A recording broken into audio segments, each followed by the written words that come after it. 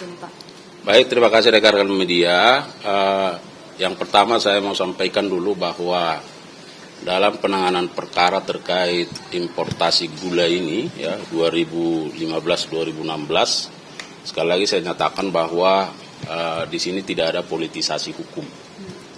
Ya, tetapi murni ini penegakan hukum, bahwa terhadap penegakan hukum yang represif tentu harus dimaknai terhadap pemenuhan adanya bukti permulaan yang cukup.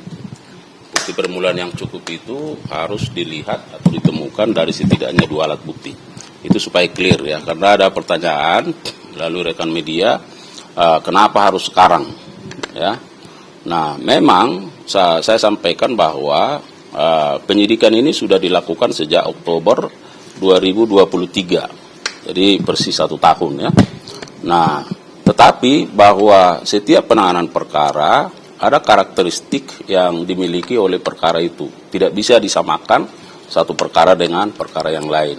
Ada tingkat kesulitannya yang dialami oleh penyidik. Nah, oleh karenanya kemarin saya sampaikan bahwa selama kurun waktu 1 tahun ini bahwa penyidik terus melakukan penggalian, terus melakukan pengkajian, dan terus melakukan pendalaman terhadap bukti-bukti yang diperoleh. Ya, sekecil apapun bukti terkait ini terus dianalisis dan terus disandingkan dan diintegrasikan sehingga dapat disimpulkan bahwa terhadap perkara ini sesungguhnya telah terdapat bukti permulaan yang cukup.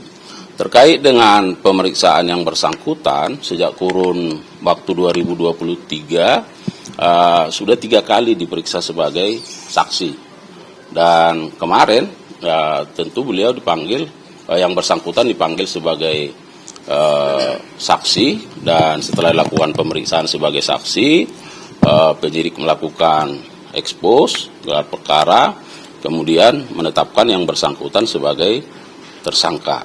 Nah, kemudian penyidik menggunakan kewenangannya dalam rangka melakukan penahanan terhadap kedua tersangka, ya baik TTL maupun CS, saya kira itu ya. Pak, tapi pas di saat sebagai saksi itu Pak, dia ada bantahan nggak dari Pak Tom Lembongnya Pak?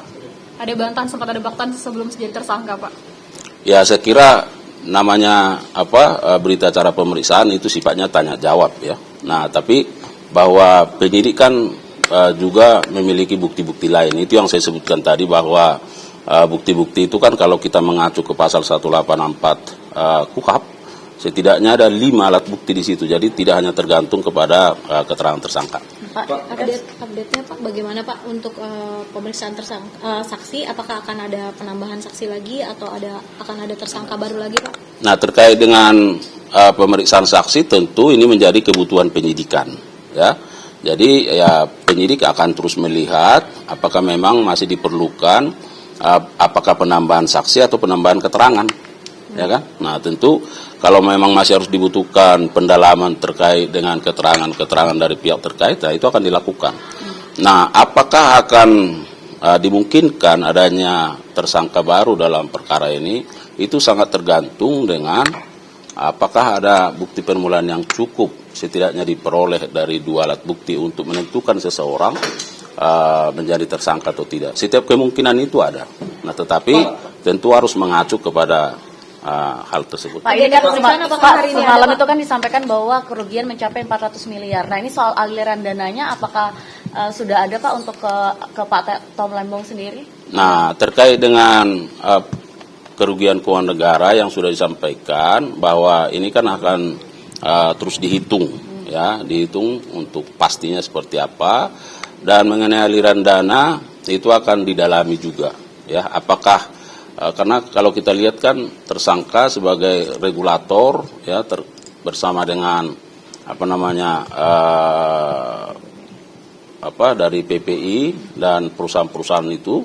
Nah, apakah ada misalnya di situ unsur aliran dana, tentu nanti akan terus didalami. Jadi hari ini penggeledahan lanjutan nggak sih Pak dekat-dekat ini? Nah, hingga saat ini belum. Ya, jadi bukti-bukti yang sudah diperoleh itu akan didalami, itu akan diintensifkan, dan misalnya kalau ada penambahan keterangan yang dibutuhkan, penyidik akan melakukan. Pak, Jadi untuk dikatakan fee atau keuntungan yang didapat sama Tom Lembong ini berapa? Ya nanti itu sangat tergantung dari keterangan-keterangan ya yang akan dilakukan. Itu yang saya sebutkan tadi dari beberapa pihak, misalnya dari 8 perusahaan itu, ya kan dia mendapat keuntungan.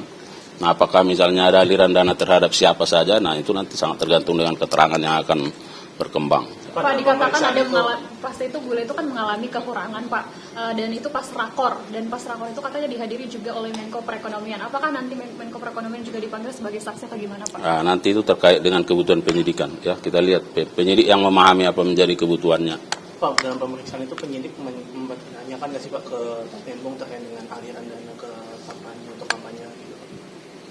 Ya, itu sangat terkait dengan kebutuhan penyidikan. Ya, saya kira terkait dengan substansi ya. Nanti kita lihatlah bagaimana perkembangannya. Download Tribun X sekarang. Menghadirkan lokal menjadi Indonesia.